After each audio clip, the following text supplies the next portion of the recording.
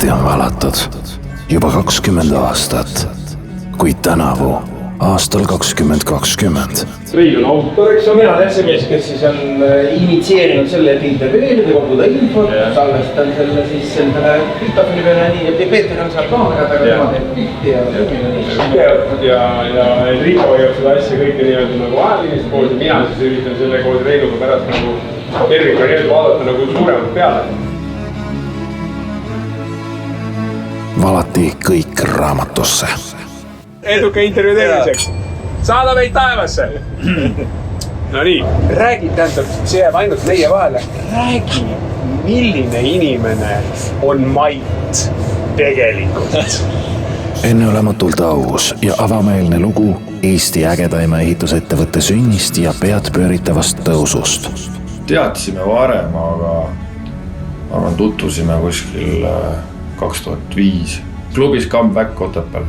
Alguses oli 5 töömiste minema. Eesti ehituse kasvul oli ju ikkagi nagu oma mingisugune lugu ja mis omakorda põimub nüüd selle Nobelooga siit, eks ole.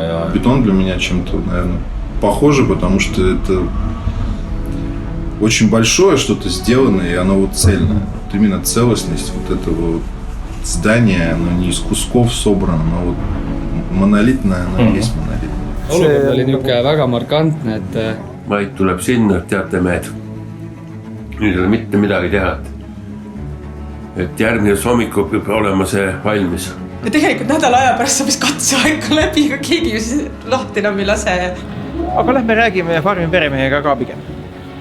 Aga nendest kõikidest ma olen kiire, mis iganes seal teevad. Võib öelda, et Priit on oma kabineti meister. Seinast seinani kõige kiiremini.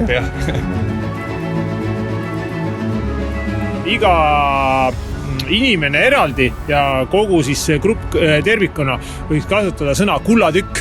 Nendega on super hea töötada. Sellega me oleme sõitnud Eesti meistrivõistluseid rallikrossis. Kas ehituskvaliteet on ajale vastu pidanud või? Oli eesmärk, lähme kõik sõidame koos läbi ja täpselt nii oligi. Aga mingisugune DNA on meil nagu sama. Te töötate vahetuskohas. Jah, nii see ongi. No me terviseks.